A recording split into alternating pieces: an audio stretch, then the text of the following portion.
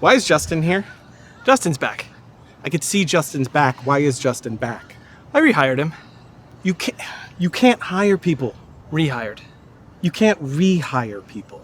And yet, Justin's back. Hi, Ryan! I'm back!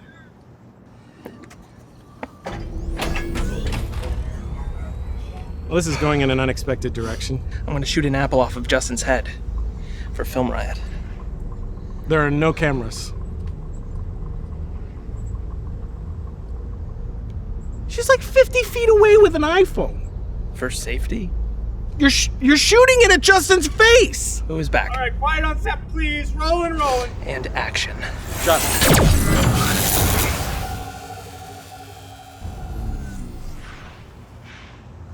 That didn't go how I thought it was gonna go. It wasn't rolling! Did you say rolling? Yeah, Justin did. Should I call his family or? That wasn't a good welcome home type thing.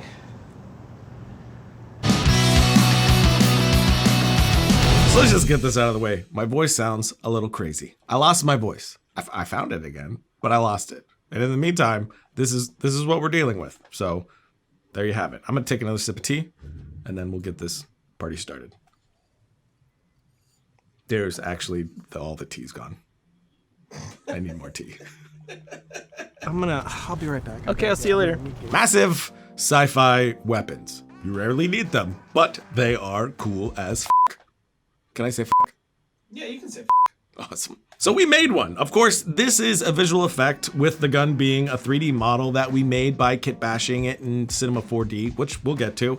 But the reason we went this route and why something like this is so useful is that getting an actual physical prop like this with that metal feel, glowing areas, the size, the detail, doing that practically would be insanely expensive unless you are one of the lucky few that have that skill for yourself or have a charitable friend that does. But for the rest of us, the practical version of this gun isn't possible on a budget. So instead, we will use this technique, which is not as difficult as you'd think. It does use Cinema 4D, like I said, but I just started using Cinema 4D for the first time about 2 months ago, and with the help of some tutorials, it hasn't been that tough to get into.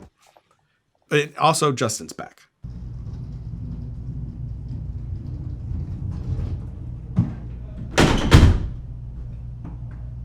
Josh?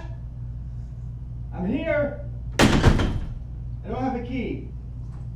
Everyone's cars are here. I forgot how hot it was in Texas, but that's okay. Josh? I can hear your phone. Hey Josh, it's me, the guy you hired who drove here across America. Just locked outside in the Texas heat. See you in a minute. You guys, it's lunchtime. I know you're hungry. Please. Please. It's June in Texas. Please. Please. Please! And we'll get into all the Cinema 4D stuff in a second, but before we get into that, we of course have to shoot the thing. And for that, I knew that we'd be object tracking in Cinema 4D. So we went to Home Depot and grabbed this large piece of PVC and these two handles. And again, at this point, we have our model already, so we grabbed handles that would match the look of our final gun. Next, we needed to cover the PVC with tracking markers. I didn't want to use an actual Sharpie marker on this thing since I wanted to be able to adjust if things weren't working. So instead, we opted to spread small pieces of gaff tape across the pipe to get a good number of trackable markers. But now with all that in place, we grab our shot of Josh pulling the gun up into frame and shooting Justin. And with both of them, we made sure to have Josh keep it away from his body to simulate the final width of the object as well. And we added some weight to the PVC to try to help sell the movement a bit more, since in an earlier test, we noticed that it felt really light in its movements. I also did these shots at a higher shutter speed, but when I got into the track, I could see that I probably should have taken that shutter up a bit further to get rid of a little more motion blur. And like we showed a few weeks ago, we're using our NVIDIA Studio laptop with the NVIDIA GeForce RTX GPU while we shot that opener. If you didn't catch it in our Godzilla episode, these NVIDIA Studio laptops are built with powerful GPUs that accelerate encoding video, rendering 3D models, processing photos, and so on. Pretty much anything you would do as a creative. The system that NVIDIA sent us is this Razer Blade 15, built and tested specifically for content creation. You have vivid color displays, insanely fast memory and storage, and it's powered by NVIDIA GeForce RTX GPUs. The GPU can unlock or speed up AI-powered features and, of course, gives you faster performance. And for what we do in the video space, a solid GPU is an absolute must-have. Plus, NVIDIA works directly with creative app publishers like Adobe and Blackmagic to optimize performance and stability. This one has a 15.6-inch screen, 1TB SSD, and 16 gigs of RAM, and of course, the NVIDIA Studio driver. Like last time, we used this laptop while we were shooting to check what we had before moving on.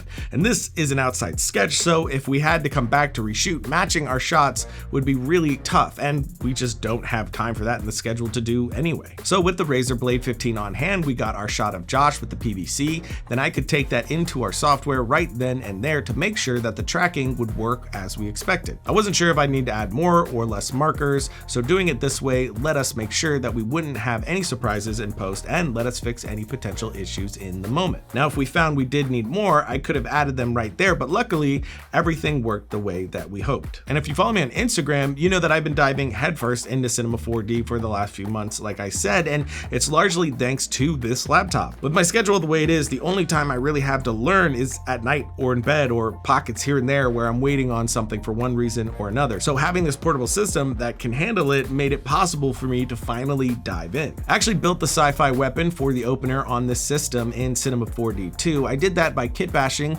some mechanical looking pieces together that I got off CG Trader. Kit bashing is a great way to make something custom without having any modeling skills, which I don't. And if you don't know, here's how it works. You get a pack like this, which comes with all these different modeled out pieces, and then you can start to combine just by moving those pieces together. It's like digital Legos, really, but once I had it all together looking the way that I like, I went through and textured the pieces to give it all one unified feel. I was going for this idea that Josh had gathered all these worn pieces together and built it himself, so I used several different textures and some procedural weathering to get that messed up scratched look. And like I said, I'm really new to this stuff, so I won't get into all that just yet, but I will put some tutorials below that have really helped me figure a lot of that out. And if you want to know more about these laptops, and you definitely do, check out the notes below for links. But now we have our shots, and before we leave this area, I'm going to grab an HDRI, which HDRI stands for High Dynamic Range Imaging.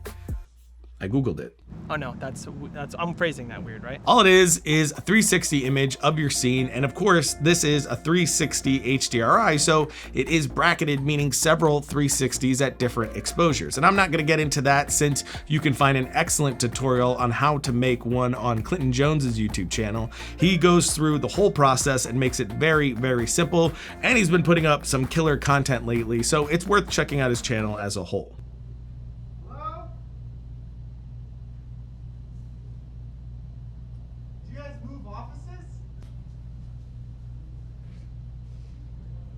Guys, my battery is dying.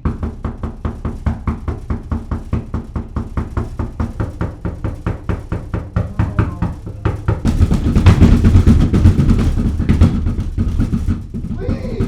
Guys, I drove a 20-foot U-Haul from South Carolina to Texas. All for this.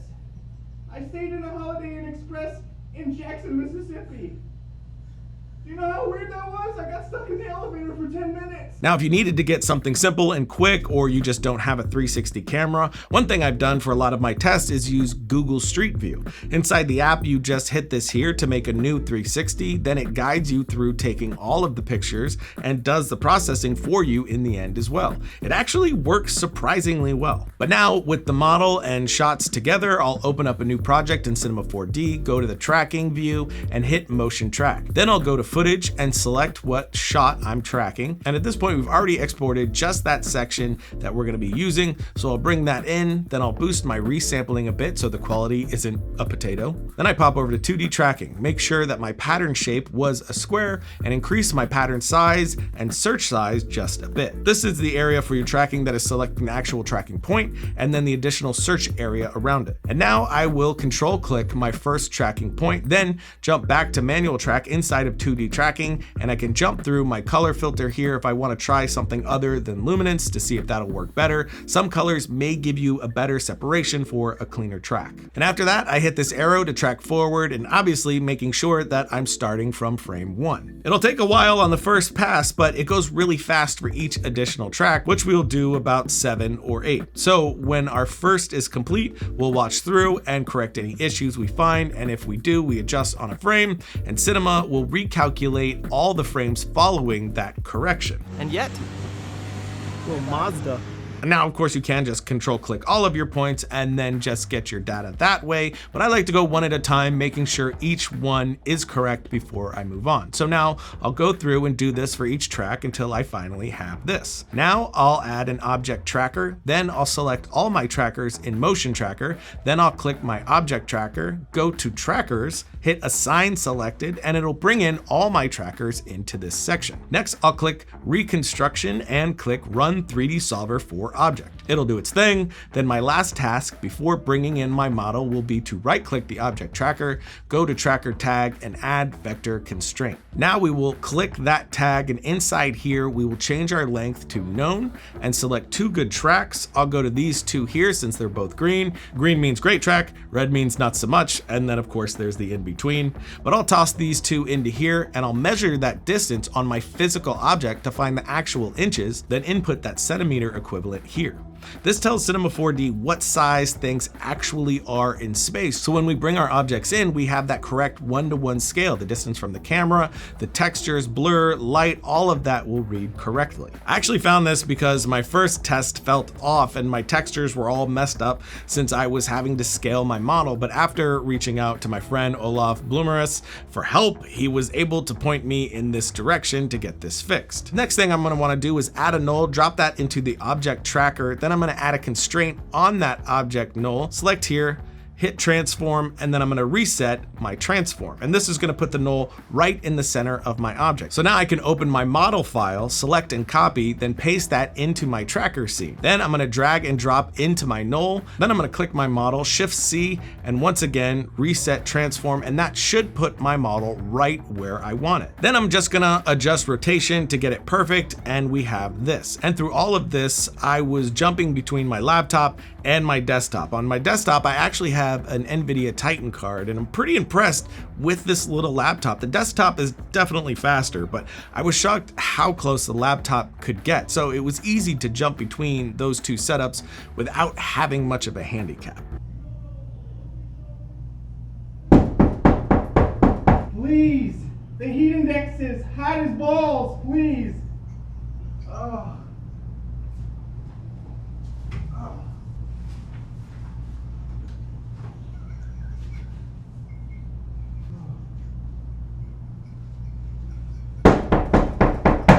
Josh, please! Oh boy. But now we can also double check things by deselecting our camera and then looking at our points, and we can use this here to line up our model a little more perfectly where the points are in 3D space. And then the final thing I'll do before I export is to throw in a dome light. This is where we're going to use our HDRI, which I'll add right here. Then make sure to rotate it so it's positioned correctly for my scene, and there we have it. My object is completely lit with an HDRI, which without that, it would just be impossible for me to match. The only additional light I put in was an area light just to get a little bit more of that sun topper, but that was it. Again, check out the notes below for a tutorial that dives into all of that. But with that done, I will export my tracked model as an image sequence. And once that's done, I can bring it into After Effects, match it up to my footage, toss in some color grade, motion blur on my gun, and now we have this. So now I know we didn't cover the laser blast, but we've shown that a few times on the show now, including in the Godzilla Breath episode we talked about earlier. So I'll drop that in the notes too. You could just take that general idea, tweak it, and get the same style effect. And of course, check out the links below for some more NVIDIA goodness and more from my friend Olaf and other great tutorials on Cinema 4D. And I'm sure plenty of people are going to bring up Blender. Blender is great, I agree. I tried them both and Cinema 4D just clicked more with me. I do plan on learning Blender a lot more, but we'll get to that another time. Of course, subscribe and hit the bell if you haven't already. And until next time, don't forget to write, shoot, edit, repeat.